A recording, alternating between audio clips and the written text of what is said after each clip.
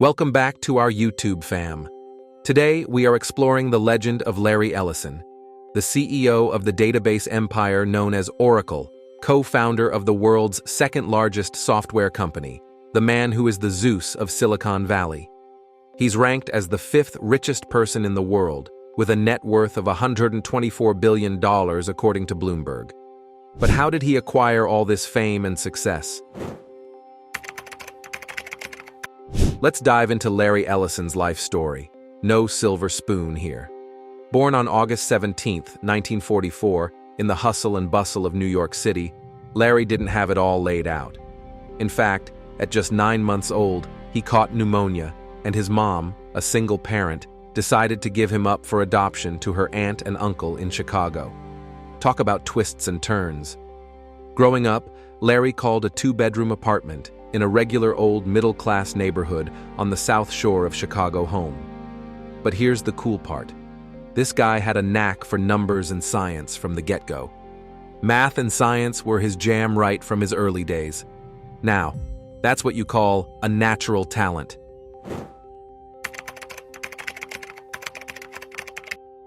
Larry dropped out twice.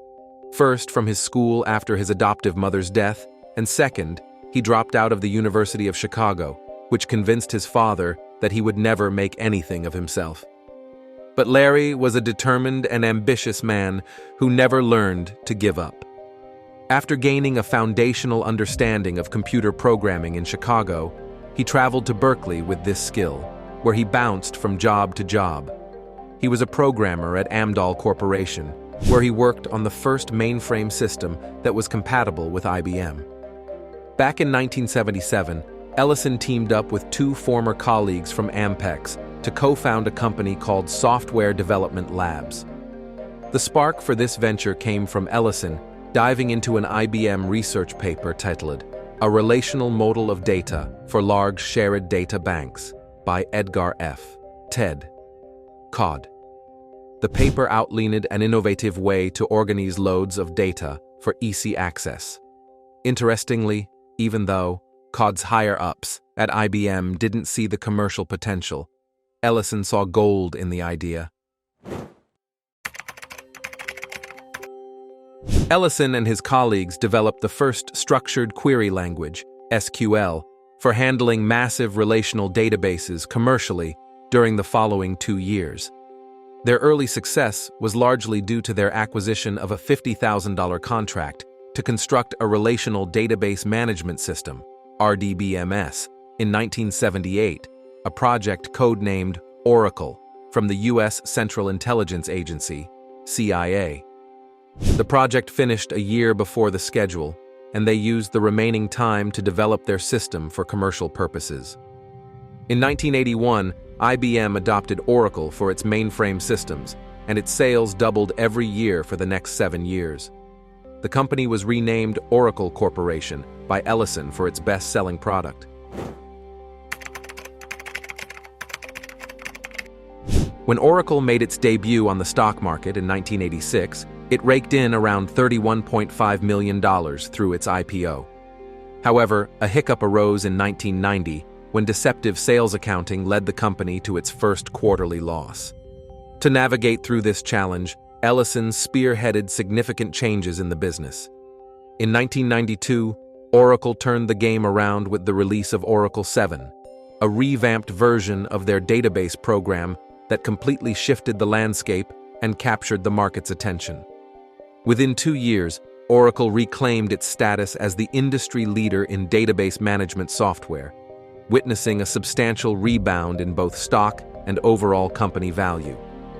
The software's popularity skyrocketed, becoming a staple for banks, governments, corporations, airlines, automakers, and retailers alike.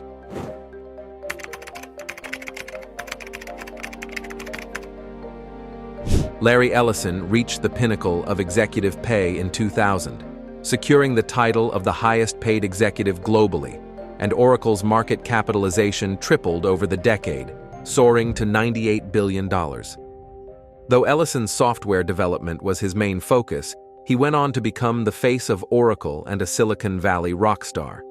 He hosted extravagant parties, cruised on mega yachts, and dated supermodels.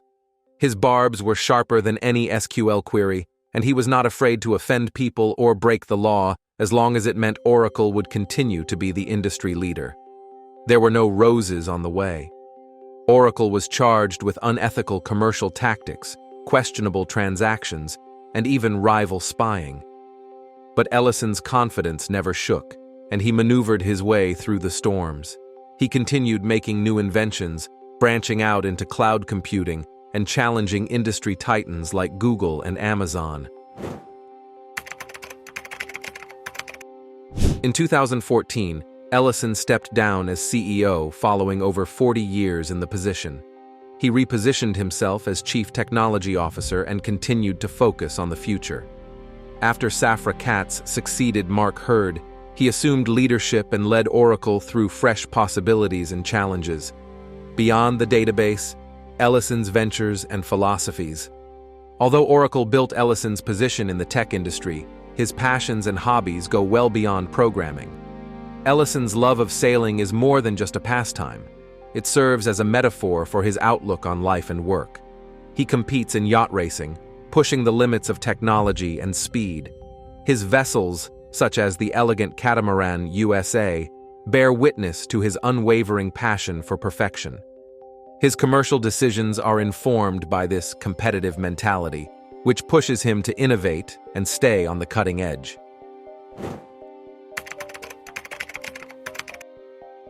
Ellison's philanthropic endeavors reveal a more compassionate aspect of his character beyond the thrill of competition. He has contributed millions to medical research, education, and environmental initiatives, exemplified by his generous donation of $200 million to establish a cancer treatment research center at the University of Southern California. In 2010, he embraced the Giving Pledge, an initiative initiated by Warren Buffett, aimed at encouraging fellow billionaires to commit a significant portion of their wealth to charitable causes. According to Forbes' analysis of the charitable contributions made by the 400 wealthiest Americans, Ellison allocated $151,103, equivalent to 1% of his total wealth, to various charitable endeavors. Ellison's marital journey has been marked by various changes and challenges. He entered into his first marriage with Ada Quinn in 1967, but the union concluded in 1974. Following this, from 1977 to 1978, he tied the knot with Nancy Wheeler Jenkins. His marriage to Barbara Booth lasted from 1983 to 1986, during which they welcomed 2 children named David and Megan.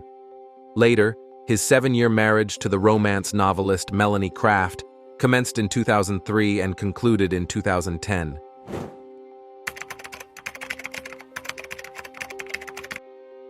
Ellison is a highly curious intellectual who is not limited to technology. He reads a lot about religion and philosophy, especially Zen Buddhism. He draws inspiration from the austere lifestyle of samurai warriors, which emphasizes self-control, concentration, and living in the now. His managerial approach, which may be demanding but also promotes independent thought and personal development among his staff, is influenced by his philosophical inclination.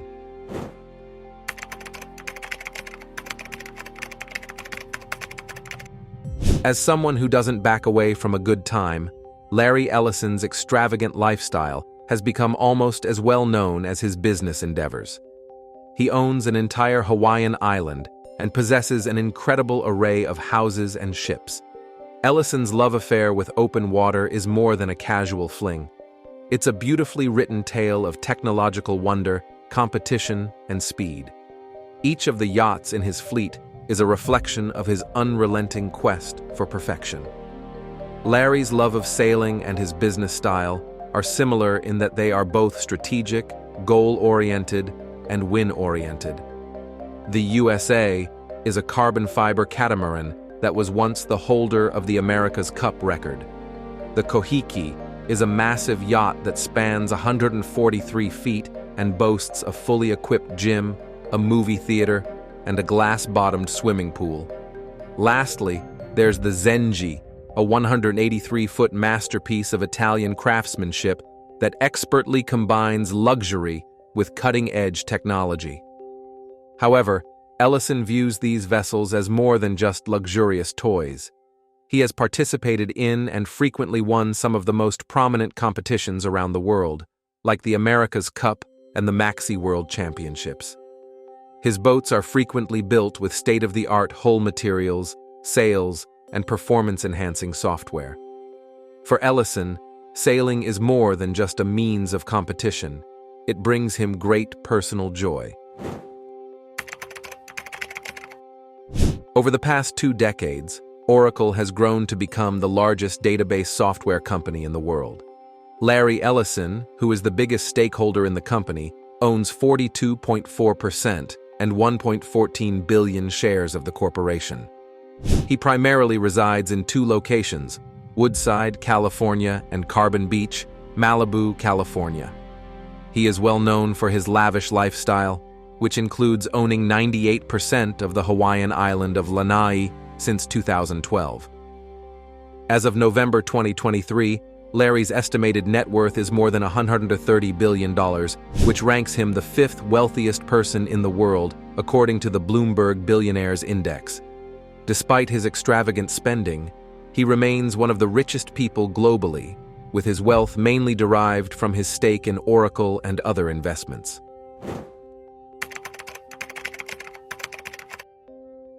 At the age of 78, Ellison continues to be active in the tech industry. He still directs Oracle's strategic direction in his capacity as Chief Technology Officer. In addition, he participates in conversations about the direction of technology and invests in several businesses. Larry Ellison will continue to shape the next generation of tech giants, explore intellectual frontiers, and sail the high seas. He is a living example of the strength, drive, and persistent human desire to make a difference in the world. So, is Larry Ellison the god of Silicon Valley? Maybe not in the exact sense, but his legendary status in Silicon Valley has been strengthened by his outrageous demeanor, bold vision, and undeniable influence on the IT industry. One thing is certain: Larry Ellison's narrative will fascinate and inspire people for years to come as he continues to change and reinvent himself. He is the source of inspiration for the young souls who dream and aspire to bring revolution through their innovative and creative ideas. The man is a living example that people who do not give up on their dreams are the ones who don't listen to the critiques trying to bring them down. So, how did you like the journey of the god of Silicon Valley? Let us know what you think in the comments below, and don't forget to hit that like button and subscribe for more tech tales. Until next time, stay curious, stay tech savvy.